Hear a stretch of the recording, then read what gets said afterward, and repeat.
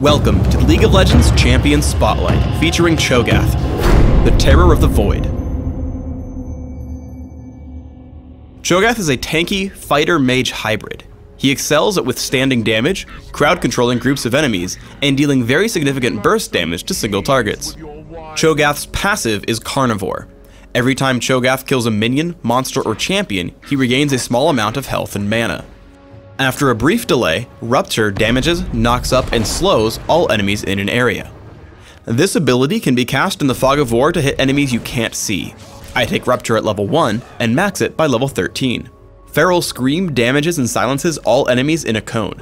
I take Feral Scream at level 2 and max it by level 9. Vorpal Spikes passively causes Cho'Gath's basic attacks to deal additional damage to all enemies in front of him, including the main target. Vorpal Spikes may be toggled on or off just in case you don't want the extra damage. I take Vorpal Spikes at level 4 and max it last. Feast deals immense true damage to a single enemy, dealing significant damage to a champion and even more damage to minions and monsters.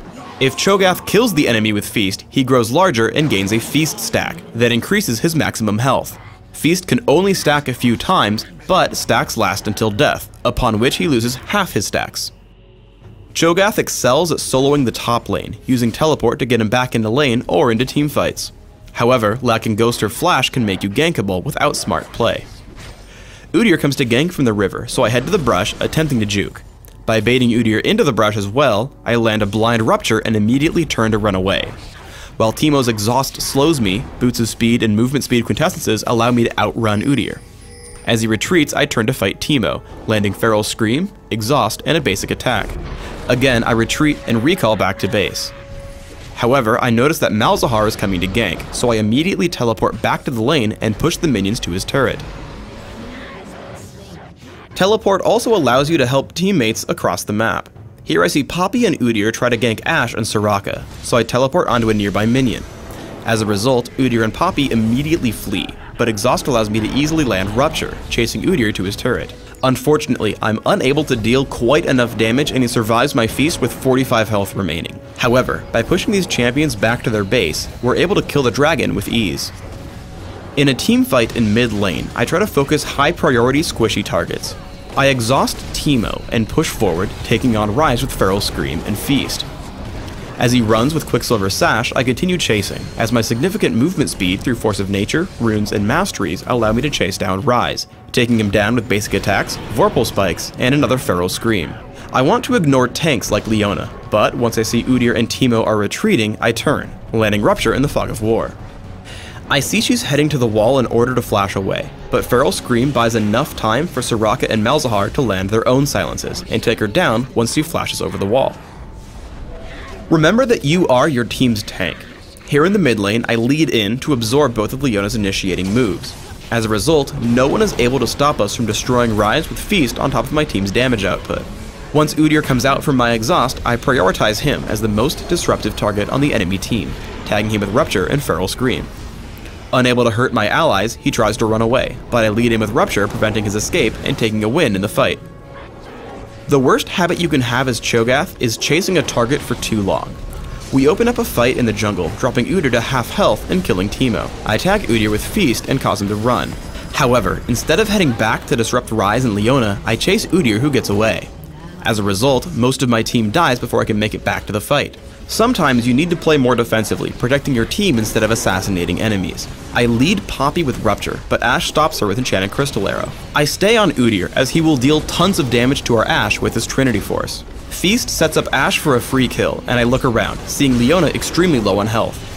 I take her down as she pushes onto my team, and look for targets again. As Ryze runs away, I turn around for Poppy, and then to Teemo once she runs away.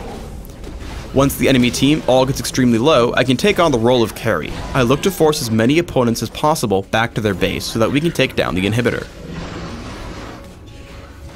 On Dominion, start Cho'Gath at the bottom lane until level 6. His early pushing with Rupture, Feral Scream, and Vorpal Spikes is extremely strong, as you can see the Boneyard reduced to just a sliver of health before being pushed out. Play Cho'Gath as a burst caster, specifically focusing on high damage enemies. I head for Shaco, landing Feral Scream and hitting Feast as he walks across me. As he gets away, I turn onto a Mumu, who tags me with his ultimate. However, I notice Shaco deceive back into the fight.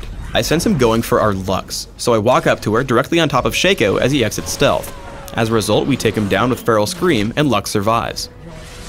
Cho'Gath is also a great defender. Malzahar pushes towards our quarry, but I line up Rupture and Feral Scream, taking out much of the minion wave.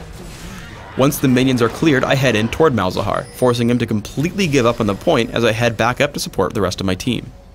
By building cooldown reduction and health regeneration through Frozen Heart, Shirelia's Reverie, and Force of Nature, Cho'Gath can siege points for a very long period of time.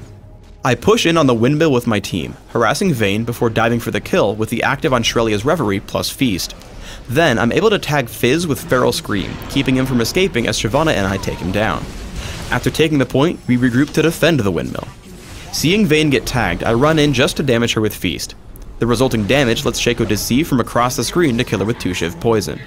Without a ranged carry left in the enemy team, Amumu and Fizz make a run for it out of the windmill. For runes, I take attack speed marks, flat armor seals, flat magic resist glyphs, and movement speed quintessences. This build allows me to survive early game harassment as I sustain with Carnivore, and stick to enemy targets, demolishing them with Vorpal Spikes and Feast.